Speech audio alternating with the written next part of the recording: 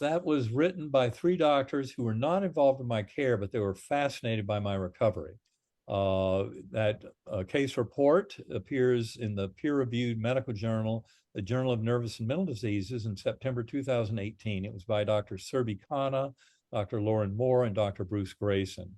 And the two main points they make, one is based on my Glasgow coma scales, neurologic exams, scans, et cetera, lab values, that this brain was in no shape to harbor any kind of dream or hallucination. That's one of the most important facets of my case. And the reason the diagnosis of meningitis as a cause of my coma is so important. And you'll find there are efforts out there in the lay press to try and debunk my story and try and remove my credibility. And one of their big focus elements is to say I was in a medically induced coma. But that's not true. My guest today is Dr. Eben Alexander. Dr. Eben Alexander is currently best known as the New York Times bestselling author of Proof of Heaven, a neurosurgeon's journey into the afterlife. Other books include The Map of Heaven, How Science, Religion, and Ordinary People Are Proving the Afterlife, and his most recent, co-authored with Karen Newell, Living in a Mindful Universe, a neurosurgeon's journey into the heart of consciousness. His books are available in translation in over 35 countries. Dr. Alexander was an academic neurosurgeon for 25 years, including 15 years at the Brigham and Women's Hospital, the Children's Hospital, and Harvard Medical School in Boston. In his academic career, he authored many papers and made over 200 presentations at conferences and medical centers around the world. In that time, he personally dealt with hundreds of patients suffering from severe alterations in their level of consciousness due to trauma, brain tumors, aneurysms, or strokes. He thought he had a very good idea of how the brain generates consciousness, mind, and spirit. Then, as discussed in Proof of Heaven, in the pre-dawn hours of November 10th, 2008, he was driven into a coma by a rare and mysterious bacterial meningitis encephalitis of unknown cause. He spent a week in a coma on a ventilator, his prospects for survival diminishing rapidly. On the seventh day, to his surprise and the surprise of everyone, he started to awaken. Memories of his earthly life had been completely deleted inside of the coma, yet he awoke with memories of a fantastic odyssey deep into another realm, more real than this earthly one. Since his NDE, Dr. Alexander has been reconciling his rich spiritual experience with quantum physics, cosmology, and the philosophy of the mind. His teachings worldwide include education about the primacy of consciousness and the vital practice of achieving expanded states of awareness to fully express our higher soul's free will, including extraordinary healing. Thank you so much, Doctor, for joining me today. You have had just the most remarkable experiences with your near death experiences and then experiences that followed as well. And you have a unique perspective as a doctor who actually did research and worked with people who had brain injuries. Your perspective comes from a unique position. Can you tell us a little bit about what happened during your experience? We'll start there. Yes, thanks for having me on, Tia. It's great to be with you today. Yeah, it all happened back in November of 2008 when I was 54 years old and was driven suddenly into coma with a severe case of E. coli bacterial meningitis. And if people do the homework, they'll realize E. coli meningitis almost always happens in newborns. It's very rare beyond the age of 3 months. So my doctors had that tremendous mystery to start with. But that was the beginning of my week in coma.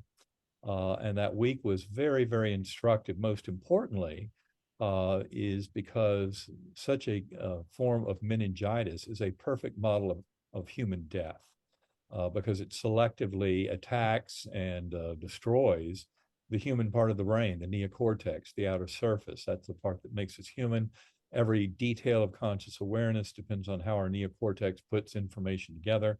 And then to totally eliminate it, my prior conception would be that I would have an awareness that would go down to zero. But in fact, my awareness expanded. I became far more kind of engaged with the universe in many ways, even though I had personal amnesia. That is, I had no memories of Eben Alexander's life. And of course, initially, that made some sense to me when I was first waking up, even though my full neurosurgical knowledge took about 2 months to return. The reality is, during that early period of recovery, all I knew initially was where I'd just been, this incredible spiritual journey. But then all my memories from before started coming back. And that's where I started kind of detecting a mismatch and realizing, my brain, the more I went into the hospital after my illness, follow up with my doctors, going over medical records, CT and MRI scans, et cetera, the more I realized that brain was far too damaged to have any kind of dream or hallucination, even though my doctors had told me when I woke up, the dying brain plays all kinds of tricks, but you can forget about it. But, it's when you put the medical details together, for example, in a medical case report on my medical records written by 3 doctors not involved in my care, they were astonished by the medical parameters that showed that brain could not have had a dream or hallucination, and yet I had this profound experience. That's why my case is so important to the scientific community, but I consider it just one among thousands of very important near-death experiences in the modern literature that help us come to a deeper understanding of the true nature of reality. Now, in my own journey, very briefly, because many people are familiar with my story from Proof of Heaven or from having heard me, the many talks I've given on YouTube and other avenues. But briefly, it all started in what I call the earthworm's eye view, this primitive, coarse, unresponsive realm. It's like being in dirty jello. And yet I was rescued from that by the slowly spinning white light that came packaged with a perfect musical melody and took me up into this brilliant, ultra real gateway valley.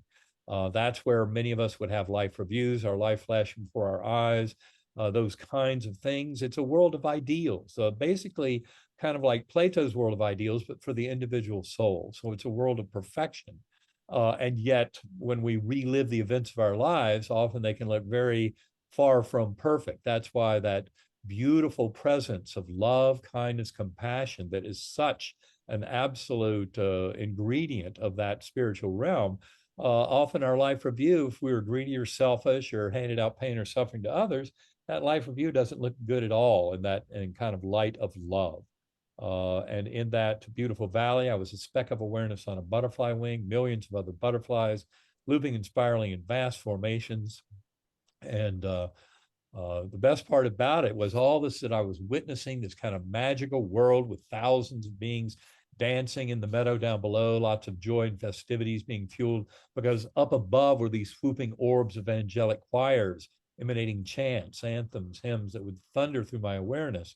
The best thing about it all was I wasn't alone. I had a spiritual guide, a guardian angel, beautiful young woman on that butterfly wing with sparkling blue eyes, high cheekbones, high forehead, broad smile. She never said a word to me, never had to, because her thoughts, her knowing came into my mind.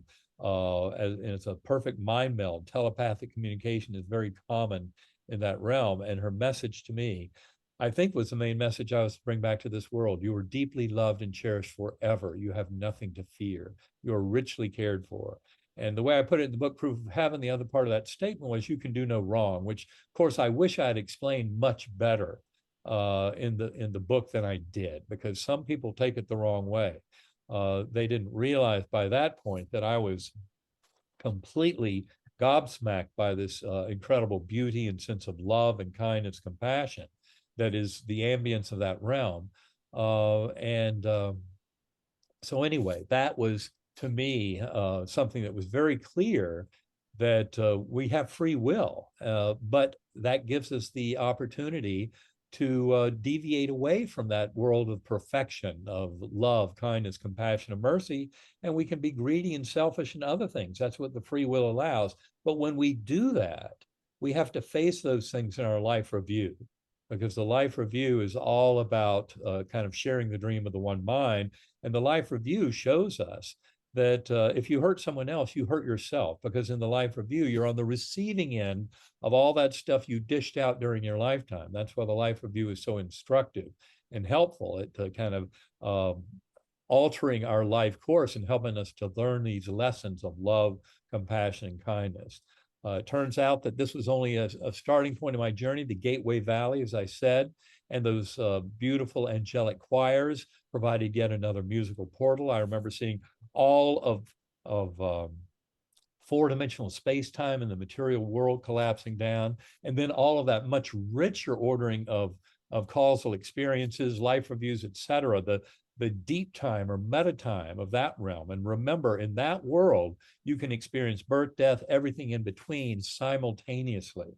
So it's showing us something very extraordinary about that spiritual level of the universe, where our lives come into much kind of richer focus because all of it is seen in one beautiful panorama. And that's where we can learn these lessons. But the ultimate lesson, as NDEers will teach you, they all come back less materialistic, more focused on the higher good. They, in near-death experiences, come back less religious, but more spiritual. And that is simply a reflection that religions, although they often are beautiful sources of spirituality, sometimes the ideology conflicts with true spirituality, especially if you have leaders in a religious form who are fomenting polarization, antagonism, warfare, violence, being exclusive of any group, etc. This love that the prophets discussed was really universal and involves all of us. So anytime religions are used against other people, like to support warfare, like the current issue of Russia thinking it's on a religious war against Ukraine, I mean, that is the worst abomination of religion ever imaginable. That's where the ego and narcissism has gone insane and taken over religious ideology, because it's truly all about our getting along and loving each other without exceptions. That's the ideal pathway. And that's what I saw as I ascended beyond that earthworm eye view and the Gateway Valley through yet another portal with the angelic choirs into the core. The core was that infinite inky blackness, but filled to overflowing with that divine love of the creator for the creation. And that's where I came to realize that our very conscious awareness is directly sourced in that infinitely loving God force. We're never separate from it. And that's why this world can wake up to this beautiful reality of the one mind, the God mind that we share, as informed by near-death experiences, and realize we're all in this together. And we need to shift from our false sense of separation coming out of materialist views. Now, it turns out I would cycle through these realms I've discussed multiple times, many lessons. Of course, I've spent 15 years trying to unpack many of those lessons. I meditate an hour to a day. I use sacred acoustics, a form of binaural beat brainwave entrainment. And those who want to learn more about that kind of powerful meditation should go to sacredacoustics.com. Full disclosure, Sacred Acoustics was co-founded by my life partner, Karen Newell, who is also the co-author of my third book, Living in a Mindful Universe. And in that book, that's the true proof of heaven. In my perspective, the book Proof of Heaven was a big question mark and said, okay, these things are real. They seem to defy our scientific understanding, and yet they don't. Science and fact and spirituality greatly strengthen each other. And that's what we point out in our book, Living in a Mindful Universe. And people can discover more about that. You don't even have to buy that book. You can even just go to ebenalexander.com and the 33-day journey into the heart of consciousness. Sign up on my website for that 33-day journey, and you'll be off and running with a community of over 12,000 people who have taken that course already to learn much more about these kinds of experiences. But it turns out back in my coma, what happened, I went through those levels multiple times. There finally came a point where I could no longer conjure up the musical melody that led me up into the Gateway Valley and the core. To say I was sad at that point would be an understatement. I also knew I could trust I would be taken care of. I've been promised that by that beautiful guardian angel on the butterfly wing and by that infinitely powerful God force of pure love at the source of the core, as the source of my conscious awareness. That promise of and trust that I would be taken care of was very clear to me. And it was that point in the journey where I saw six faces appear. They were very important because there were faces of family and friends there the last 24 hours or so in coma. So they helped me to realize that the vast majority of the coma journey had to happen before that, between days 1 and 4, 1 and 5 of the 7-day coma. All that's explained in the book Proof of Heaven. But those faces were very important because it was really the sixth face that drew me back to this world. That was the face of a 10-year-old boy. It was my son Bond, and this was day 7 of coma.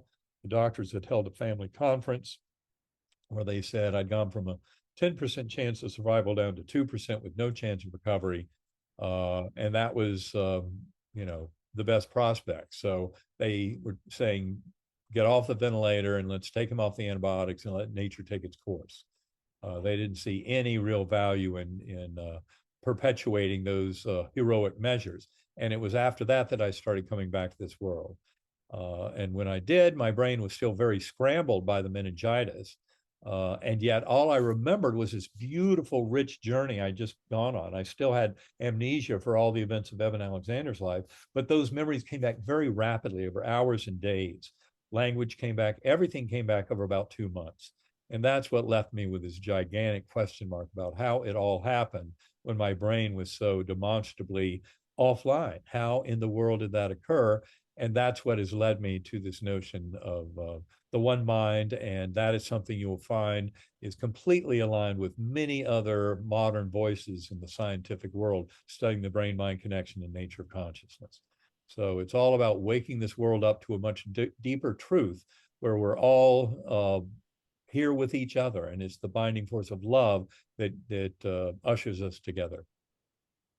That you had an amazing experience for sure. And I remember yours was one of the first ones that I heard on YouTube many, many years ago. So it has been out there. I'm sure most people are pretty familiar if they've done any research on near death experiences. And, but the reason yours is different, and you touched on this a little earlier, was there was a peer reviewed paper also done on this. Can you tell us about that? Well, yes, that was written by three doctors who were not involved in my care, but they were fascinated by my recovery. That case report appears in the peer-reviewed medical journal, the Journal of Nervous and Mental Diseases, in September 2018. It was by Dr. Serbi Khanna, Dr. Lauren Moore, and Dr. Bruce Grayson. And the two main points they make, one is based on my Glasgow coma scales, neurologic exams, scans, et cetera, lab values, that this brain was in no shape to harbor any kind of dream or hallucination. That's one of the most important facets of my case. And the reason the diagnosis of meningitis as a cause of my coma is so important. And you'll find there are efforts out there in the lay press to try and debunk my story and try and remove my credibility. And one of their big focus elements is to say I was in a medically induced coma. But that's not true. I went into coma before any sedation at all. I came out of coma on day 7 under very heavy sedation. Bruce Grayson makes that crystal clear, not only in his case report, but in his memoir, his book about his 45-year experience as a skeptical psychiatrist investigating near-death experiences. Chapter 10 in his book After, Bruce Grayson's book, is devoted entirely to my case, and that's where he makes several of these points about my brain was in no shape to harbor any kind of dream or hallucination, much less this profound experience I had. And then also, of course, they were challenged by the peer review editors. This case is unprecedented in the medical literature to be in deep coma for a week from E. coli meningitis and then end up having a full recovery. How do you explain that? And they said it's because he had a near death experience. And they knew of other cases. Anita Morjani, who's stage 4B lymphoma. She was within 12 hours of death in deep coma, and yet her profound spiritual experience and a near-death experience allowed her to eradicate her lymphoma. The cancer just disappeared after she came back from that. Or Dr. Mary C. Neal, the orthopedic surgeon who wrote the book To Heaven and Back. She was in an over 30-minute warm water drowning kayaking accident in Chile in the late 1990s, brought to the surface dead, and yet she was resuscitated, ended up having a complete recovery. She had a profound near-death experience. Hers was very Christian-oriented, beautifully so. And it just shows us, Nita Morjani is Hindu. These things are not owned by any one religion. They're owned by those who know of a loving personal God and the connection we all share through that God, where it doesn't matter if you want to call that force God or Allah, Brahman, Vishnu, Jehovah, Yahweh. Those names claim certain things by humans in terms of ownership and club membership. They have nothing to do with the deeper and more profound reality of our existence, where our souls are based in this loving personal God force that more than 90% of near-death experiencers come back believing in. And that goes across all cultures, many of them previous atheists or agnostics, and yet through their experience, they not only believe in, but know through personal experience the reality of that loving God force. This one mind that you're talking about, that is truly what we are all a part of, is that the consciousness for every single person on the planet. Yes, well, it's not just that. Animals are involved in this too. So there's tremendous overlap of kind of spiritual consciousness among sentient beings. There's definitely a principle of resonance where one tends to kind of identify more with the elements that they're used to, and that's why we don't have so much overlap in that pure consciousness state between human beings and other life forms. By and large, we tend to kind of stay in our lane. But especially, for example, I saw in my journey reincarnation as a very real fact that was undeniable. And yet, scientifically, I didn't know of any big study of reincarnation. And it's just because I hadn't been doing my homework. When I got back, I actually discovered that only 65 miles from where I lived and went into coma, University of Virginia had been studying past life memories in children suggestive of reincarnation for over 60 years. And they had investigated more than 2,700 cases in children who claimed to remember past lives. And in those cases, 1,700 were solved. That is, they'd actually found the person who lived before. Now, we often hear stories of children proclaiming memories of a past life. But of course, most of us in our culture don't take it seriously. And yet, when scientists take it seriously and start studying these cases, you find this huge number that are real, that are really involve people who have lived before. And there's no way for the child to have the kind of information they have other than through knowing it from a previous lifetime. So if you go to uvadops.org, you'll learn a lot more about that. And also, for any of your listeners who are not aware, I would send them to bigelowinstitute.org. That is a site that has 28 essays written in the year 2021, all by scientists with more than 5 years of experience exploring the afterlife question. And they were proposed or written in an effort to answer the question, what's the best scientific evidence for survival of conscious awareness after permanent bodily death? So if you go to bigelowinstitute.org, you can start reading those essays. Jeffrey Mishlov's first place essay is fantastic and will certainly get you on the right pathway. But in terms of your question of the one mind hypothesis, the second place essay, second place winner was Dr. Pim van Lommel. He's a very renowned Dutch cardiologist who wrote a famous paper in 2001 in the esteemed journal Lancet about how 1/5 of cardiac arrest patients in the Netherlands experience some form of near-death experience. And he wrote a beautiful essay for that Bigelow Constitution at bigelowinstitute.org. And in the concluding paragraphs of that paper, he talks about the one mind hypothesis. And he gives 4 resources for scientific study of that phenomenon and that kind of theoretical model where most of this is headed. So for the one mind hypothesis, he suggested a scientific paper by Bernardo Kastrup that was in Journal of Consciousness Studies in 2018. It's called The Universe in Consciousness. Then also he references a book by Steve Taylor, Spiritual Science, a book by Larry Dossey called One Mind, which I highly recommend. I wrote the foreword for that book. It's an absolutely, I endorse that book and the cover endorsement. And then he also recommends our book, Living in a Mindful Universe, as the 4th major source on the one mind hypothesis. I would also recommend Pim van Lommel's book consciousness beyond life, because he goes into great detail in that book of explaining consciousness, quantum physics, all the interrelationships, and how we can come to a deeper understanding of this. And so I want to go back to reincarnation too, because that's something that I was not raised in a family that believed in reincarnation, but we were very, very Christian. Do you feel that uh, we are here to learn lessons and we keep coming back time after time after time to continue learning lessons? Or what is the purpose of the reincarnation? Well, I think ultimately it's to achieve that oneness with the divine, to come into knowing of how our mind completely overlaps with the mind of the universe, and that we share this existence with all fellow beings.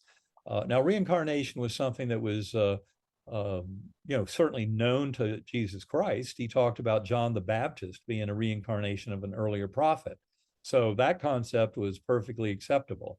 It turns out that. In fact, when you read more than just the Bible, say the apocryphal texts, for me, reading Elaine Pagel's interpretation of the Gnostic texts, like the Gnostic Bibles, the Book of Thomas, some of that Book of Revelations. There are multiple other books of Revelations beyond the ones that made it into the Bible. But you start realizing that what has been presented to us as Christianity is a very limited form that was reshaped to allow Constantine and Roman emperors and those kind of people to have control over others. They saw how powerful Christianity had become, and they had to shape it up. And they realized that this talk of reincarnation, which was common back in Jesus' time, it was common knowledge that reincarnation was possible. But Constantine recognized that as a threat to their attempts to codify Christianity, have tithing, have priests, have the whole Roman Catholic Church. All of that structure was threatened if people realized that there were souls that came back again and again, and it was a progressive form of refinement and grace towards oneness with the divine. So really, in many ways, it's the same mission that I grew up thinking, growing up in my Methodist church, wanting to believe what my father, who was a scientist, he was a neurosurgical program chairman, but he fully believed in the reality of God and power of prayer. Now, that escaped me growing up in the 60s and 70s because I knew that science was the pathway to truth. But like many, I made the mistake of thinking science is a Newtonian deterministic materialism. It's not. Quantum informed science completely eliminates the falsehoods and the bleak fiction of materialism and that notion that the brain creates consciousness. That's just not true. Consciousness is a far grander phenomenon than that. It's much more unified, and we're connected with the creative forces of the universe. That was a lot of what I had to come into knowing.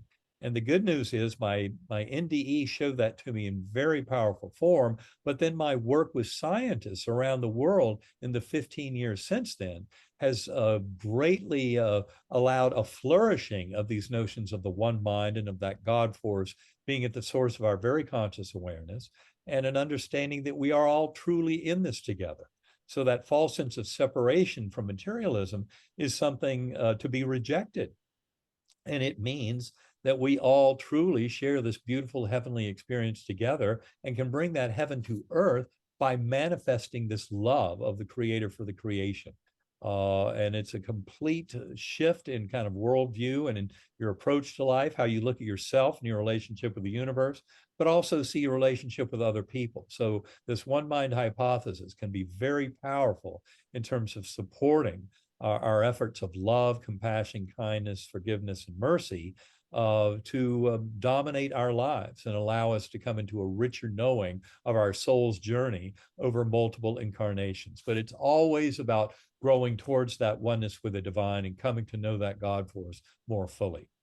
And science has been kind of lagging behind over the decades. I think in the 70s, Dr. Mooney coined the term near death experience, and he really started to bring that to light. And now we are, what, 50 years later, and I feel like science is just starting to get caught up. And your story is one of them, and Anita, and there's so many near death experiences that have been studied rigorously. by science by now. Tell me how quantum physics fits into the near death studies. Well, the interesting thing is if you go back over the history of quantum physics, you'll realize that these very brilliant investigators, physicists back in the early 20th century, who were scraping the very surface of all the physical world around them, they wanted to break it down into its tiniest parts and figure out how they work. And there was some assumption there that if you can get to the workings of the subatomic particles, atoms, electrons, photons of light, all these things at that subatomic level, that you'll then be able to explain how this big world that we see that's assembled from all of them comes together. Well, interestingly enough, when you get down to those tiny parts of this world, you find that none of them exist independently of the observing mind. It's really a shocker when you get down there and figure that out. And many of those early scientists, so Werner Heisenberg, Max Planck, Erwin Schrödinger, um, Pascual Jordan, and others, they made statements about how consciousness seemed to be fundamental in the universe. And they really had to dig deep into the brain mind connection to even begin to explain what was going on there. In fact, Niels Bohr, who was the founder of what's called the Copenhagen interpretation of the measurement paradox in quantum physics, said it's amazing that all of this world of reality around us is constructed of things that are decidedly unreal. Subatomic particles can be in multiple places at once in what's called superposition. Not only that, but they can interact with themselves if they were created in a common event, but then shoot off across the universe at the speed of light or some other high speed, that they're still connected in a way that if we measure spin or polarization in one of those particles, we will find a correlated value in the other particle, even though it could be halfway across the universe. So entanglement, that's the reality we're talking about here. Albert Einstein never believed in entanglement. He wrote a scientific paper in 1935 complaining about it, that he thought there must be some form of hidden variables that will explain it. He was trying to maintain something called local realism, which had been around. Local realism goes back to the earliest days of physics centuries ago. And it's the idea that all physics is local. It's all particles interacting. So I can look at a distant star, but it's a photon coming from that star hitting my eye locally that allows me to have that information. So every bit of physics is presumed to be local like that. And then realism is the concept that there's a real objective world out there that exists independently of the observer. Well, it just so happens that all the experiments showed Einstein was wrong, spooky action at a distance is correct. And in fact, in the year 2022, the Nobel Prize in Physics was awarded for entanglement. That's an admission by the Nobel Committee that four-dimensional space-time and all the prior rules of physics that demanded such a four-dimensional space-time to be real and the basis of our real world, no, it's not. Entanglement bypasses outside of space and time to show information connection between particles that were created together that completely subverts the materialist idea of that four-dimensional space-time being the ultimate theater of operations. And when they pay attention to the details, quantum physicists will start to realize that that entanglement is nothing more than the field of consciousness itself.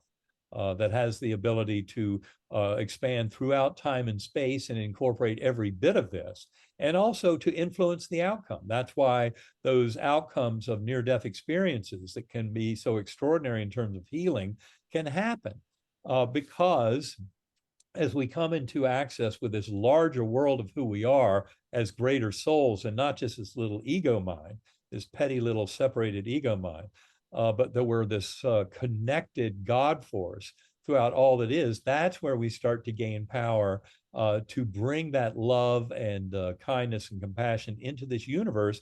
And that's what leads to wholeness and healing. And that's what led to the healing in my case, and Anita's and Mary C. Neal's. And the more all of us recognize that this kind of healing is possible for the world at large, as we come to accept and embrace this kind of bigger vision of self as interconnected with all other higher souls in this kind of oversoul, this God mind that we're talking about, that's where you start to realize the potential to really manifest significant free will and nudge this universe in a very positive direction. What does the double slit experiment tell us about consciousness? Well, the double slit experiment, as Richard Feynman put it, kind of contains the central mysteries of quantum physics, and it's mainly because it shows you superposition, the fact that a photon or an electron doesn't just go through one slit, even though it can be sent through singly, it still behaves like a wave. And the wave is kind of the general status of information before observation, but then it crystallizes out into particles with observation. And the double slit experiment is simply a very kind of simple and straightforward, if, given it's taken a century or more to try and figure out what it all means, but presentation of that information. And that's why the acknowledgement of entanglement by the Nobel Committee in 2022 is so important, because it's really telling us how finally all the investigation of the double slit and the many different expansions of that experiment, because John Bell in 1964, the Irish physicist, came up with an answer, 30-year-old answer to Einstein's paper. He put it out there, and it was basically a statistical analysis that showed you could do experiments and figure out whether it was hidden variables or entanglement. And every single experiment done since that time, since the early 70s, with John Clauser, Elaine Aspect, and then Anton Zeilinger, they're the three men who won that prize. And their experiments kept expanding on the double slit and on similar kind of observations of photons and electrons in various modes of information transfer. And these experiments finally got to be so grand that there was no denying what they were showing us about the primacy of consciousness in the universe. So that there is ultimately this mind of knowing and knowledge. And that is something that we can get to the more we explore within mind. And that's where this beauty of the double slit experiment has come out. And in fact, Dean Radin at the Institute of Noetic Sciences in California has done some elegant experiments with a double slit, showing how conscious meditators can influence the behavior of subatomic particles passing through a double slit apparatus. So just an astonishing demonstration of getting right down to mind over matter. Going back to, in the 70s, Dr. Moody coined the term near death experience, and now we've got quantum physics and the double slit experiment, and we're seeing all this research done. Do you feel like there's an energy on the planet itself that is raising our consciousness and helping us to move into a new age of wisdom? Well, I think this is a revolution that's been millennia in the making. I mean, we're basically coming to take 5 to 8,000 years of human history and our understanding of the nature of the universe, and start bringing it into focus so that we can approach some real truth. Interestingly enough, that truth of oneness and the force of love, which is so evident in the scientific study of near-death experiences, greatly parallels some of the finest spiritual wisdom going back thousands of years. Christ realizing the kingdom of God lies within. These things and greater ye shall do. He was simply showing us that we are truly spiritual beings. We're all interconnected. That going within mind is going within the mind of the universe and that God mind. And many other religions reflect similarly on this. In fact, that's why I came back from my journey realizing it doesn't matter if you want to call that universal force of love God, Allah, Brahman, Vishnu, Jehovah, Yahweh, Great Spirit. I mean, it's irrelevant what names we try and label it with. They're trying to teach us the commonality of our humanity based in love, kindness, and compassion. And near death experiences reveal the falsehood of the false sense of separation of materialist fiction, and illuminate a much grander reality of idealism, or I would go so far as say panentheism. These are all arguments that we make in our book, Living in a Mindful Universe. So if people want to learn a lot more about how to assemble all of this and put the science and the spirituality together in a powerful package, Living in a Mindful Universe that I co-wrote with Karen Newell is an excellent resource. Have you heard of It's important to make there's a differentiation to make here. When John Wheeler, the head of physics at Princeton, was talking about quantum physics, he came to a notion of what he called the participatory anthropic principle. Basically, another admission that mind over matter is the order of the universe, and that our minds are much more than that can be explained by physical bodies and brains. And he compared himself. He said, to be is to be seen, to be perceived. And he makes that point very eloquently. He compares himself to 200 years earlier, the Irish theologian George Berkeley, for whom the town Berkeley, California is named. George Berkeley was an idealist, but he was one who kind of looked at it as the one God mind. And his was more of a solipsism. Like, how in the world can I even know other minds truly exist? The only thing I can really know is my mind exists. And I perceive all these things, but I don't really know the nature of their existence. That was kind of George Berkeley's conundrum. He was an idealist, but he was lost in this little solipsism. And am I the only existence that is? And I would say that this modern view of idealism is much grander. It's one that actually would be better identified by the philosophical definition of evolutionary panentheism. Panentheism is the notion that the God force is in all that is. That's what panentheism means.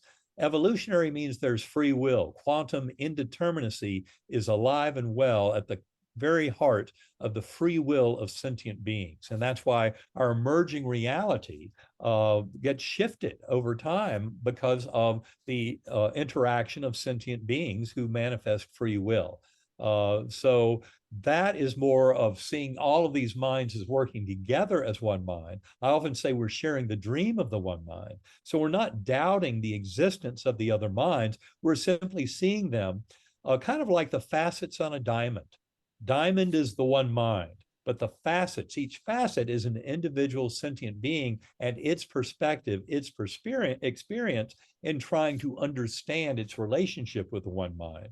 And once you start to envision it like that, you get away from what I see as kind of a toxic unreality of solipsism and more about an idealism or a panentheism, where we're really all participants in this, but we're all interconnected. And we see that at the time of bodily death. That's why we can witness loved ones who have passed when we're in that transitional process, as well as loved ones who are still alive. They may be thousands of miles away. And we can see all kinds of the visions of our life, and that can even include future items as well as past items. But I don't think predeterminism really answers it. I think we truly have free will, even though I would say that I believe that our soul groups make agreements before our lifetime so that certain hardships will be there to guide, to serve as pathways. And it's how we respond to those hardships through our free will that allows us to grow as souls.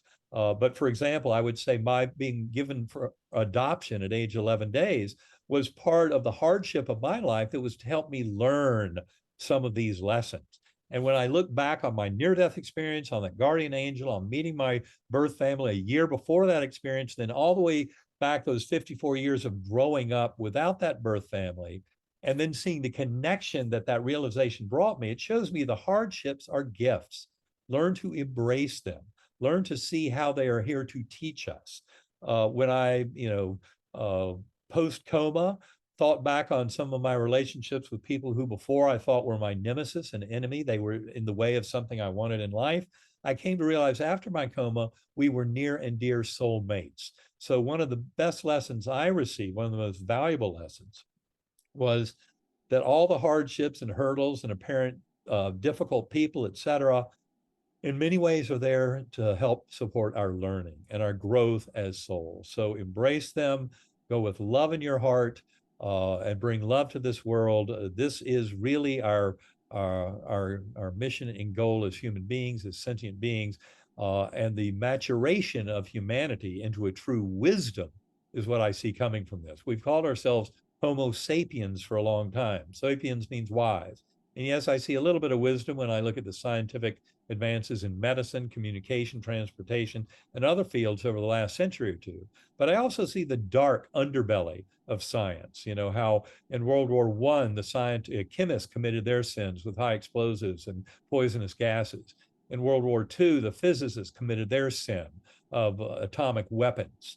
And I certainly know that if we are stupid enough to fall into World War III, which would be by denying all this awakening evidence about our shared consciousness, then World War IV would be fought with sticks and stones. I know Einstein said something to that effect, and I fully believe in that. And it's time for us to wake up, get rid of the nuclear weapons, start taking responsibility for this world, admit climate change is very real. You know, the scientists in the energy industry have known carbon dioxide would heat this planet since the early 20th century.